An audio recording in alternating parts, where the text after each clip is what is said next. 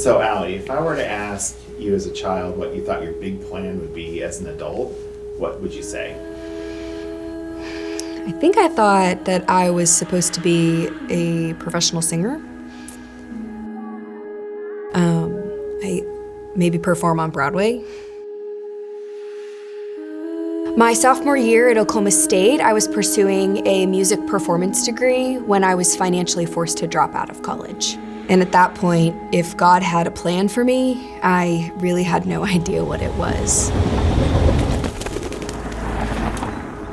During that time, I worked various jobs just to make money, but my only goal after leaving college was that I wanted to be around people who knew Jesus and who loved him. And I really wanted that. I wanted that unapologetic love for Christ, so I began praying for it. And then I met a boy.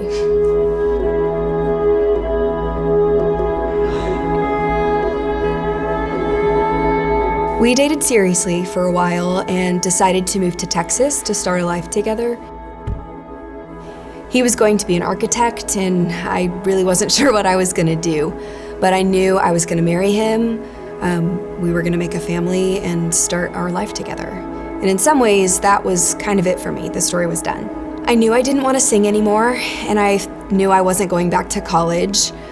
But with my boyfriend, I knew where I was headed. We had some kind of a plan. But just like that, I think God was saying, "Hold on, Allie, I have something better for you." I remember I woke up one morning and I just had this light switch moment.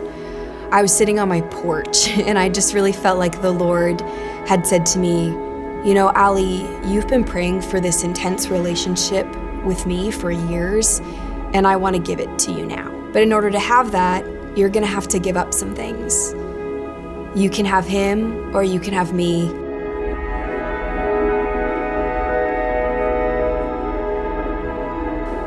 But it can't be both if you want to experience me fully." Were we both believers? Yes. But he wasn't ready to pursue Jesus with me, not with that excitement that I needed from him.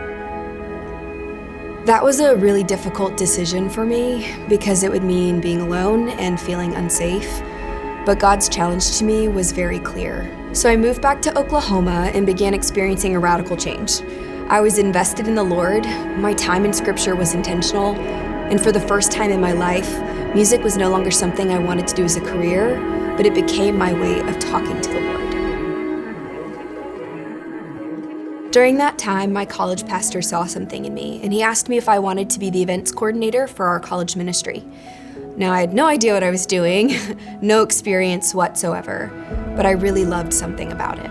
And that set the trajectory for my life today. I graduated with a degree in hospitality management and moved to Fort Worth and am now the Connections resident at Doxology, where I met my now husband, Joel.